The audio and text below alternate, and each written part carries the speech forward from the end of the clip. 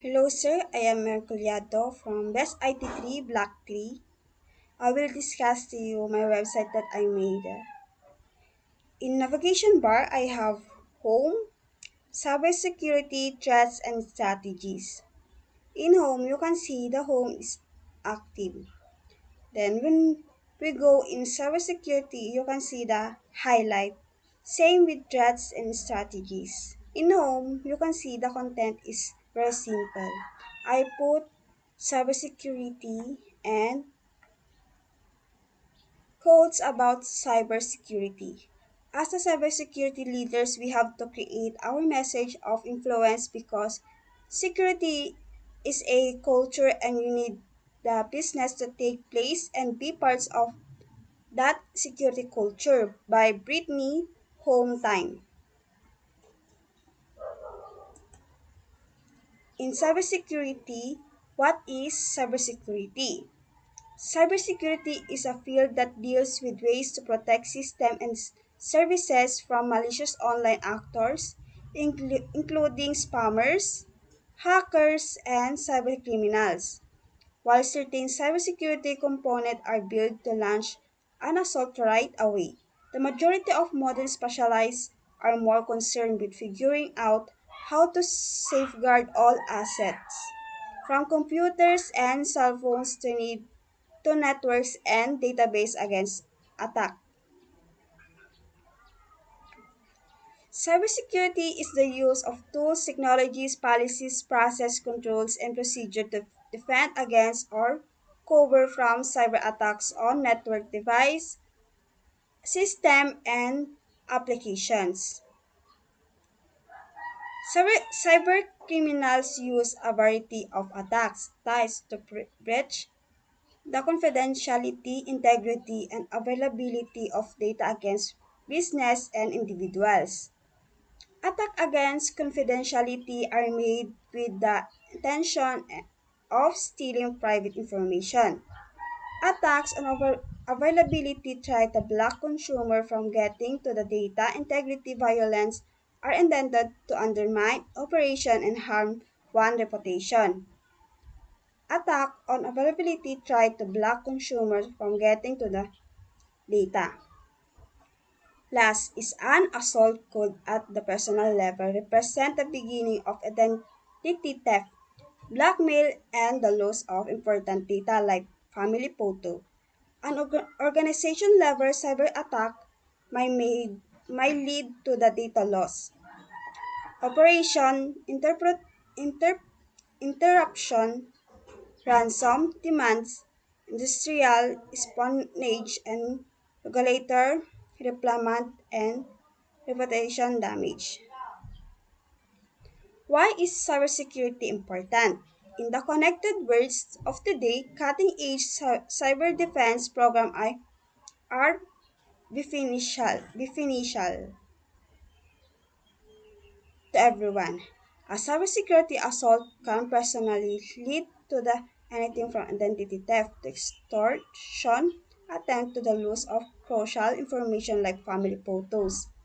Critical infrastructure such as power plants, hospital, and financial services providers is necessary for everyone. To keep our society running smoothly, it is crucial to secure this and other institutions. Cybersecurity challenges. They are application security, cloud security, identity management, and data security. And last, mobile security. In application security refers to the incorporation of various protection into the software and services of organization against a wide variety of threats.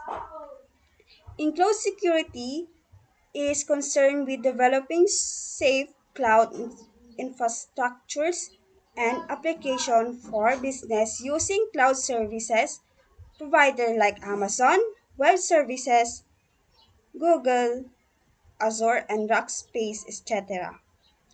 Identity management and data security. This is subdomain deals with the procedures, protocols, and methods used to allow authorized users to access an organization information system. And last is mobile security. As more people rely on mobile security is significant issues nowadays. This subdomains guards against dangers including unauthorized access, devices loose or theft, malwares, viruses, and more for the both organizational and individual data keep on portable devices like tablets, phones, and laptops. Additionally, authentication and training are used in mobile security strength security. In threats, what is a threat in cybersecurity? A cybersecurity threat is an intentional and hostile attempt by a persons or organization to obtain access to a person's or organization network in order to steal, disrupt, or damage IT assets, computer network, intellectual property, or any other kind of sensitive data. Types of cybersecurity threats. They are malware, phishing, spear phishing, man-in-the-middle attack, denial of service attack, SQL injection, zero-day exploit, advanced persistent threats, ransoms, and DNS attack. In malware, assault are the most prevalent form of online security risk. Viruses, worm where ransomware, and other types of harmful software are all considered to be malware. And in phishing, cybercriminals send phishing emails that appear to be from trustworthy sources. The victim is then tapped into clicking the email's malicious link, which result in the installation of malware or the revealing of private information like login, password, and credit card information. In spear phishing and more sophisticated phishing operation known as spear phishing, frustrate only target prevalent people like system administrator and C-suite executives. And in man-in-the-middle attack, of course, when only criminals insert themselves in the middle of two-party conver- conversation. Once the attacker has understood the conversation, they might filter and steal sensitive information while providing the users with various responses. In denial of service attack known as denial of service attempt to overwhelm servers, networks, or system with a large volume of traffic, preventing them from responding to valid requests. The target system might potentially be attacked via a number of affected devices. A distributed denial of service assault is what this is. In SQL injection, when online criminals upload malicious SQL program in attempt to access the database, a SQL injection assault takes place. Once successful, the malicious actor has access to the data kept in the SQL database and can view, modify, or remove it. Zero-day exploit.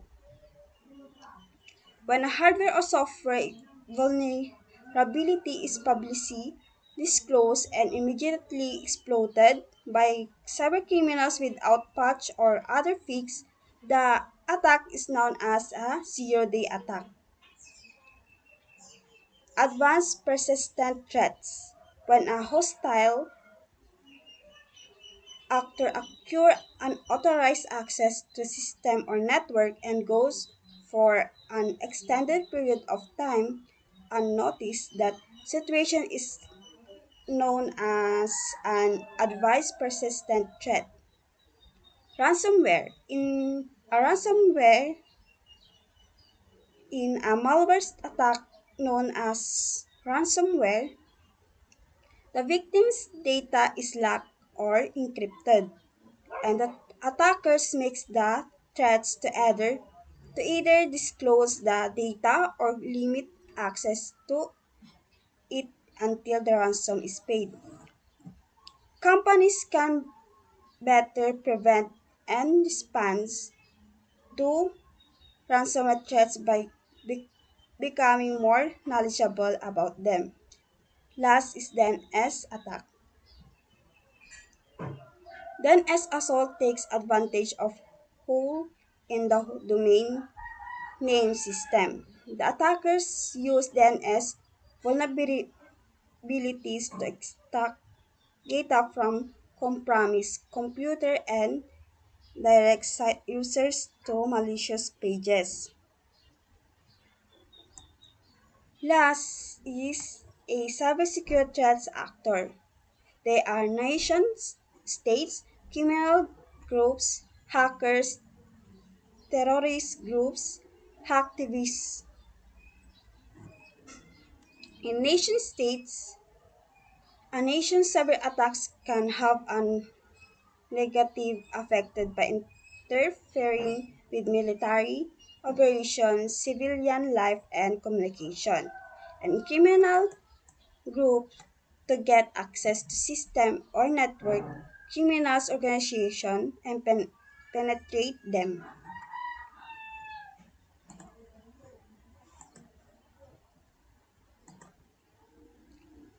Hackers to get past security and take advantage of weakness in a computer system or network. Hackers experiments with a variety of methods, personal gains, realizations, stalking, monetary gain, and political involvement are some of their driving forces in order to push themselves or compete for bragging right within the hacker community. Hackers create new kinds of threats. In terrorist groups,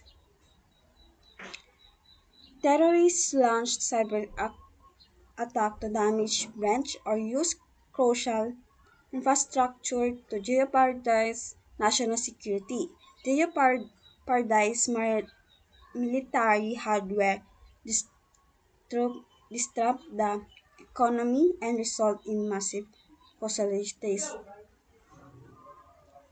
In half-deep, cyber attacks are out by hacktivists to the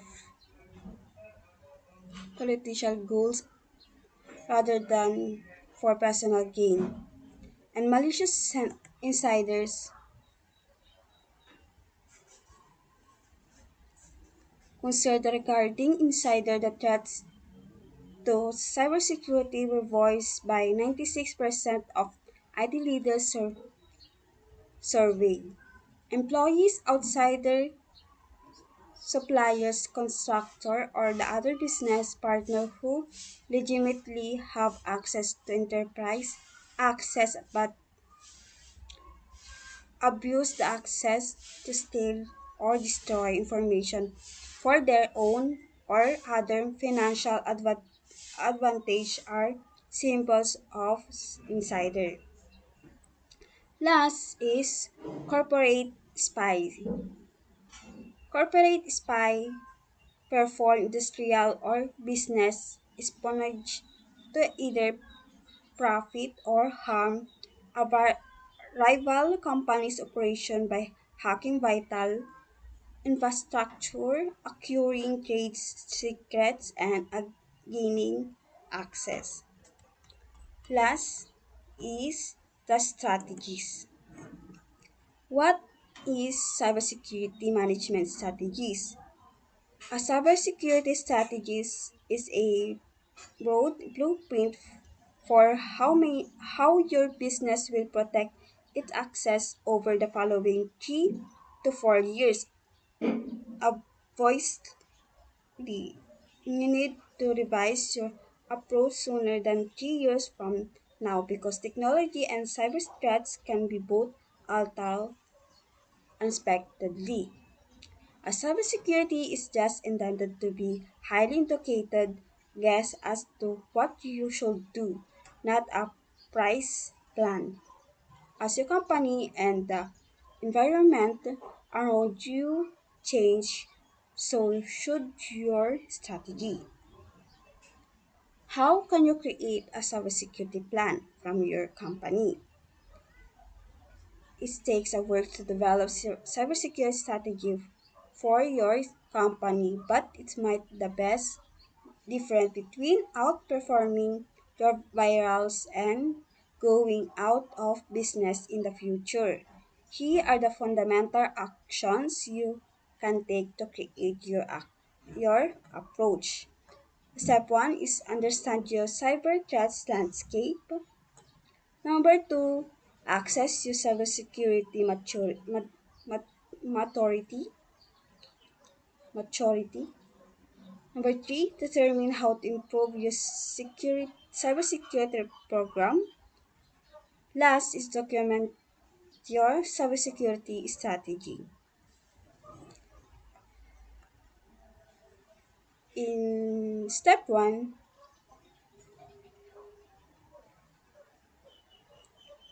a growing concern is also being expressed about supply chain concerns such as buying things, component and putting them use either inside your company or in the consumer goods you sell.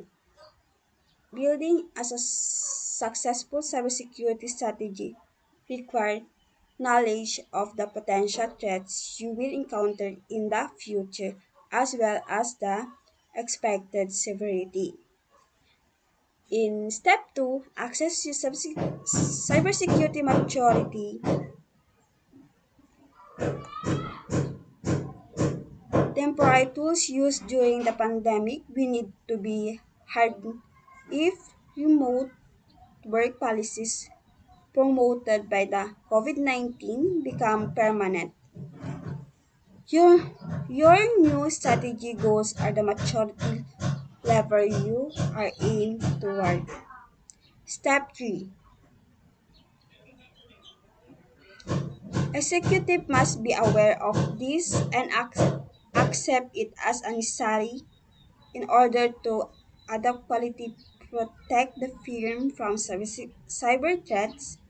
Modify the cybersecurity program might have an impact on how business is conducted.